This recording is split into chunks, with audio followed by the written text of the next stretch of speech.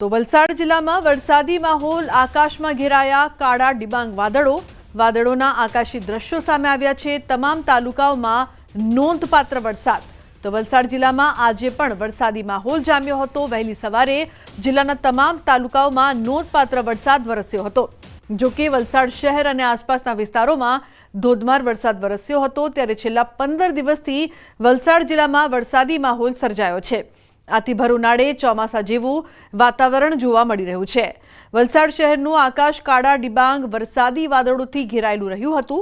આ વરસાદી માહોલ અને આકાશમાં ઘેરાયેલા વાદળોના આકાશી દ્રશ્યો સામે આવ્યા છે, જેમાં વલસાડ શહેરની સાથે આસપાસના વિસ્તારમાં નોંધપાત્ર વરસાદ વરસ્યો હતો।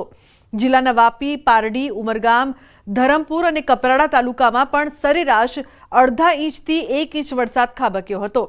જો કે વલસાડ શહેર ઉપર ઘેરાયેલા કાળા ડિબાંગ વરસાદી વાદળો અને વરસાદી વાતાવરણના આકાશી દ્રશ્યો મન મોહી રહ્યા છે। રાજ્યના મોટા ભાગના વિસ્તારોમાં ખાના ખરાબી સર્જી છે। ક્યાંક વીજળી પડી તો ક્યાંક વાવાઝોડા જેવી સ્થિતિએ ભારે નુકસાન પહોંચાડ્યું છે। અલગ અલગ દ્રશ્યોમાં જોઈ શકાય છે કે રાજ્યના વિસ્તારોની કમોસમી વરસાદે કેટલી હદે ગમરોડી નાખ્યા છે। નવસારી, સુરત, દાહોદ, સુરેન્દ્રનગર અને અમરેલીમાં માવઠાએ ખેડૂતોની કમર તોડી નાખી છે। બારડોલી પંથકમાં આવેલા વાવાઝોડાથી બધું જ તબાહ થઈ ગયું છે। ભૂક્કા બોલાવી દેતા પવનથી બારડોલીમાં ઘણા વૃક્ષો ધરાશાયી થયા। આ તરફ નવસારીમાં અપાર્ટમેન્ટ પર વીજળી પડી હતી, તો દાહોદમાં પણ મિની વાવાઝોડાએ તબાહી મચાવી। દેવગઢ, બારિયા સહિતના તાલુકાઓમાં તોફાની પવનથી ચારે બાજુ નુકસાન થયું। તો તેજ પવનથી ઘણા કાચા મકાનોના છાપરા ઉડ્યા।